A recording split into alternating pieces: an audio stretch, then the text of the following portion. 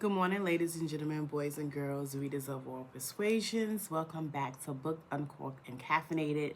I am Gayla. It is Sunday. I am here.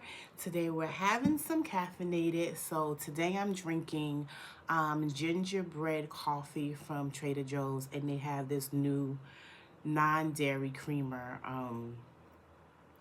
that's gingerbread flavor, and it's really good. Initially I thought the creamer was a little sweet, but of course I had more coffee in it, so that made it balanced.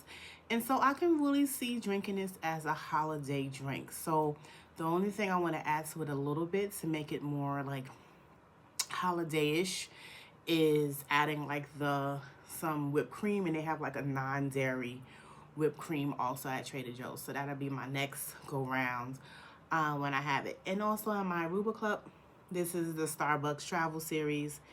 I have a bunch of these cups, so you'll probably see them. So yeah, let's get started. Today we're going to be talking about different platforms on books.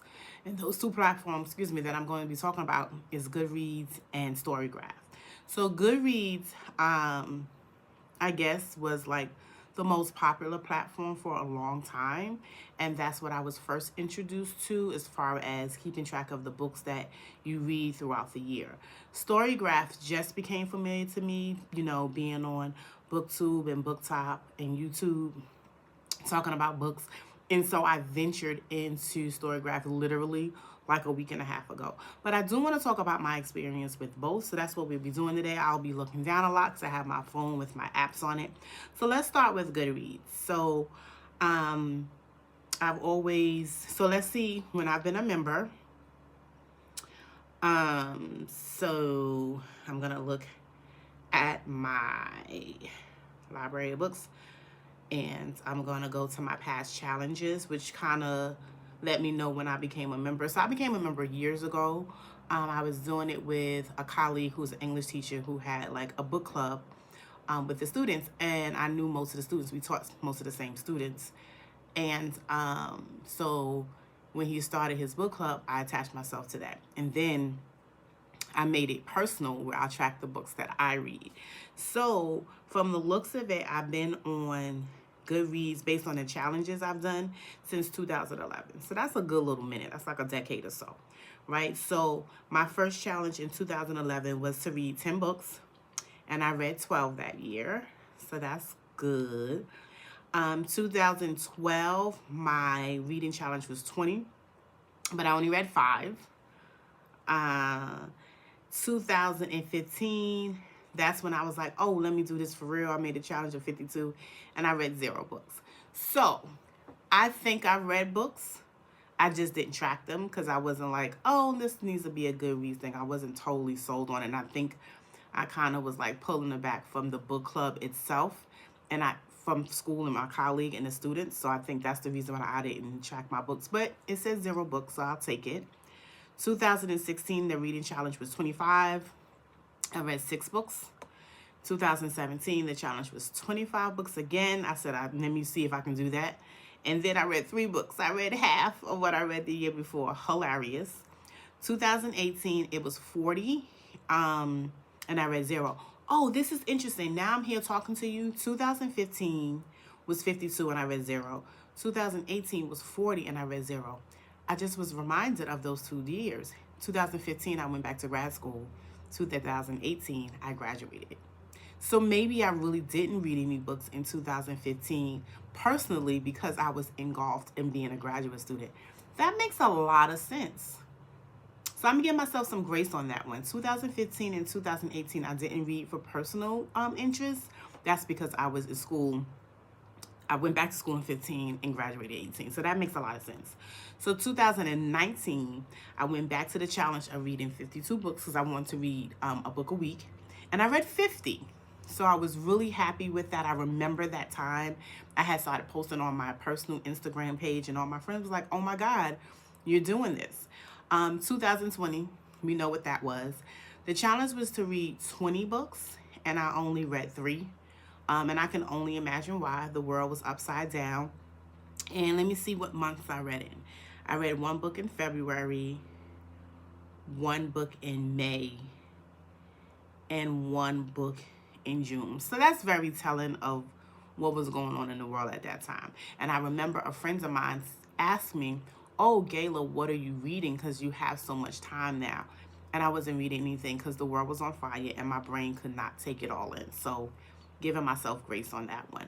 And then in 2022, when things seemed to be coming back around again, I made a challenge of 60 books because of the year before, in 2019, I did 52 challenge and I read 50. I said, "Oh, let's up it 10."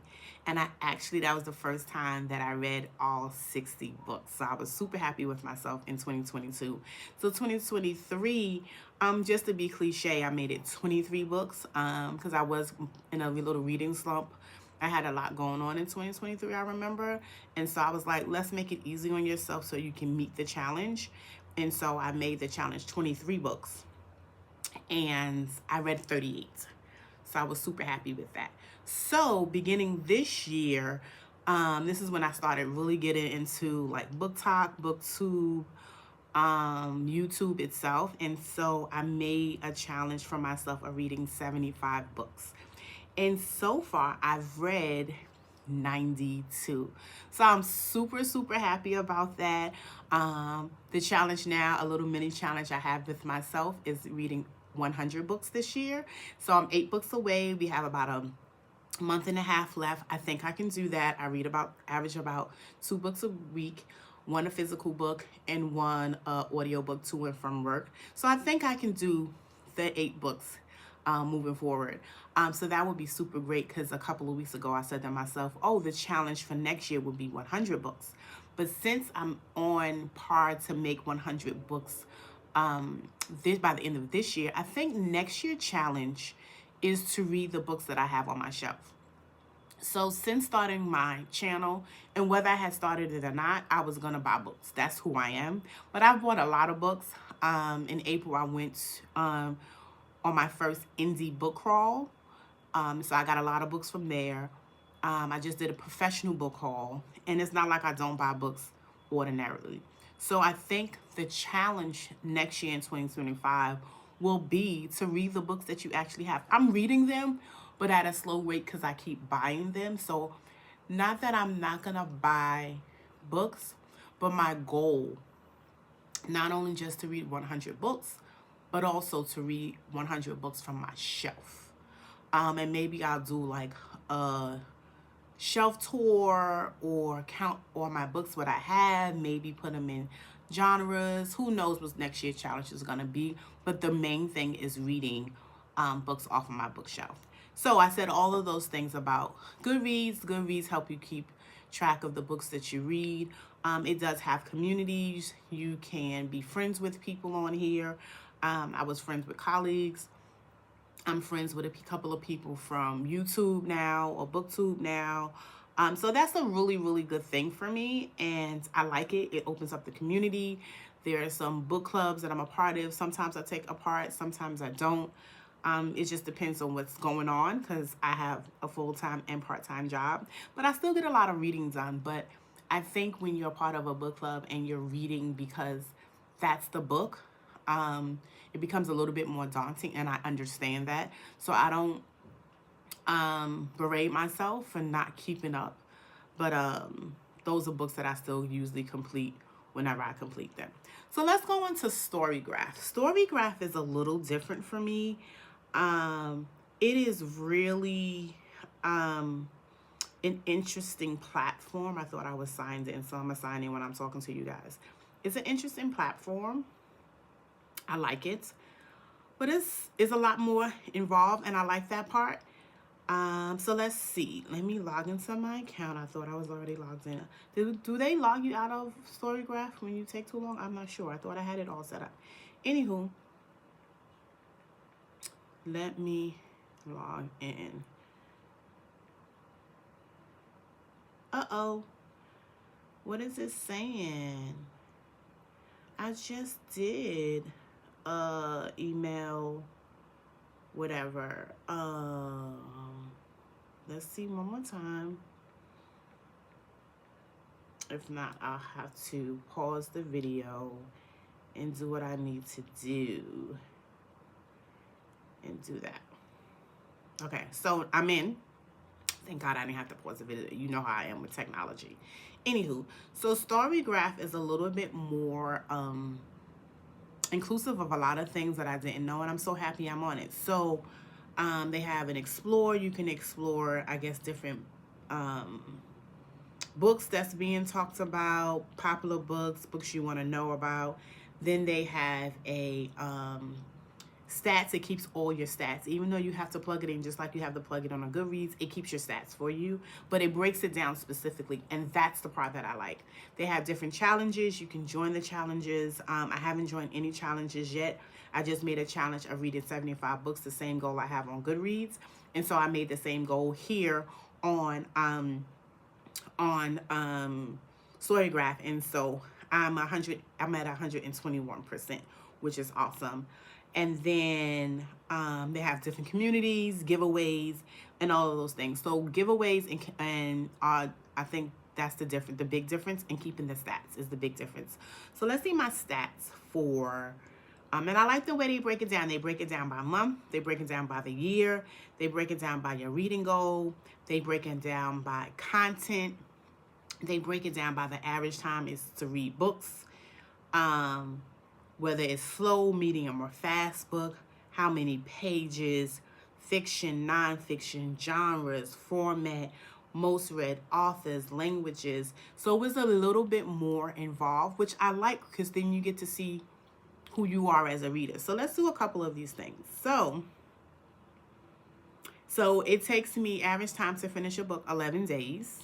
And I guess that's with longer books, because I've been reading longer books. I used to think, when I first saw this, I was like, ooh, 11 days. But look, read at your own pace. If 11 days to take you to read a book, it take you to read a book. Because I still read 92 of those books.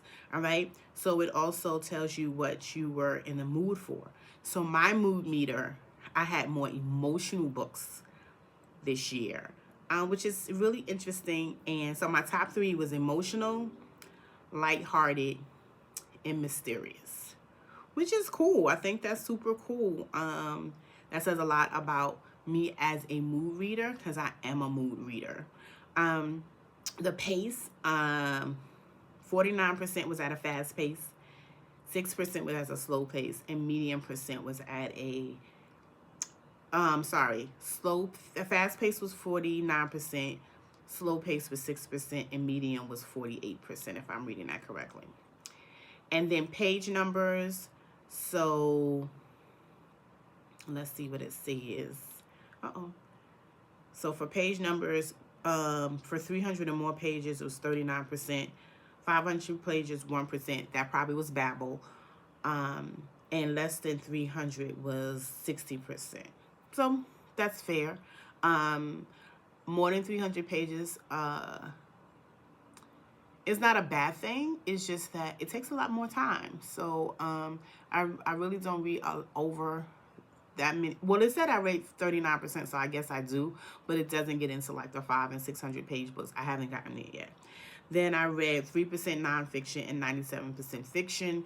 A lot of times I read because it is an escape for me. I do a lot of hard work. I'm a therapist, and so that comes with a lot. And so when I read, I do read professionally, don't get me wrong, but when I read for my enjoyment and document that, it's lighthearted, because I need something to kind of escape. That's my way of self-care for me, and not reading anything that's too heavy. So reading nonfiction versus fiction, no problem for me. The genres that I got into this year, the top 3 were romance, contemporary, and thriller, which probably goes with the mood part, being emotional, lighthearted, and mysterious. So that makes sense to me. What else does this show you? So format, 40, I think that says 41% was print, audio was 3%, and digital was 46%. I put audio with digital.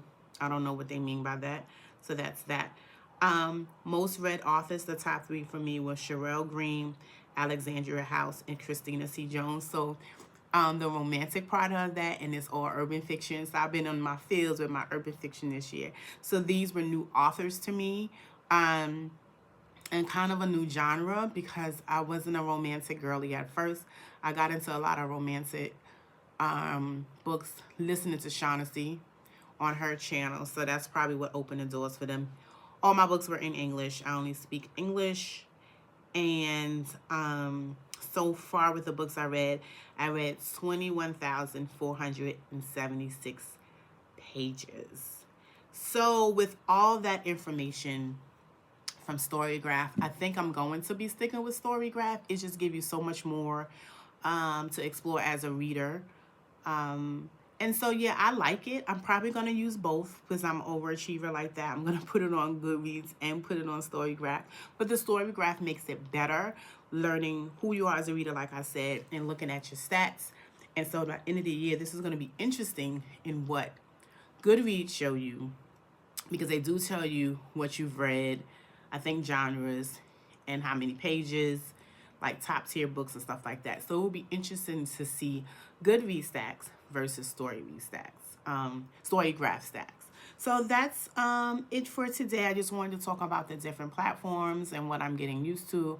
I have some content that I want to get out to you. Like I said, the technology part is hoped to be growing in the new year. I hope my first video is more interactive as far as graphics and music and all of the things that all of the tubers, booktubers, YouTubers, book talkers do. I'm excited about where this will bring me. I love books. I've always loved books. And maybe I'll talk about that more later in another video. But until next time, guys, see you then. Bye.